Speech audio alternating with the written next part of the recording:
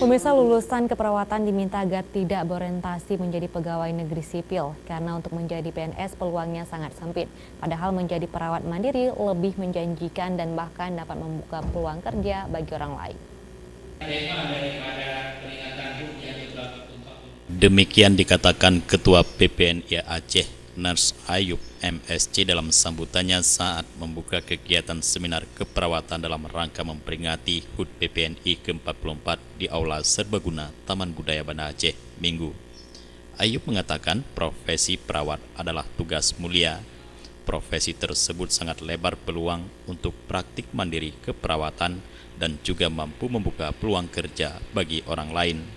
Namun disayangkan saat ini banyak lulusan ilmu keperawatan seakan belum berhasil jika tidak lulus menjadi pegawai negeri sipil. Oleh sebab itu, melalui seminar keperawatan dengan tema membangun semangat entrepreneur melalui praktek mandiri perawat, diharapkan mampu menambah ilmu pengetahuan sekaligus mengubah mindset para lulusan ilmu keperawatan bahwa profesi perawat dapat berhasil dan mandiri, tidak harus menjadi pegawai negeri sipil di instansi pemerintahan. Perawat ini bisa membuka praktek mandiri. Oleh karena itu, untuk tema HUT PPNI yang ke-44 ini, dari DPP sudah mencanangkan bahwa perawat di seluruh Indonesia harus dimotivasi supaya mereka berani dan mengambil peran dalam praktek mandiri.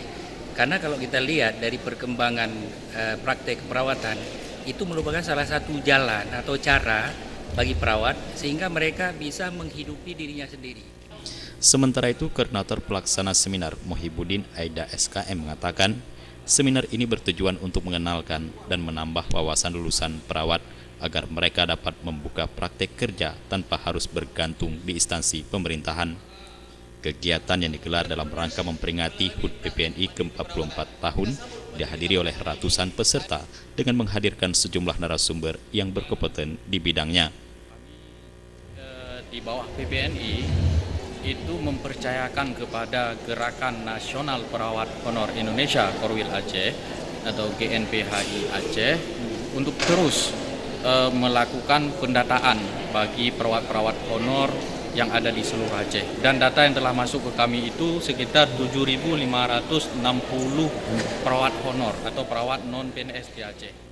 Jufrizal dan Faisal, Aceh TV.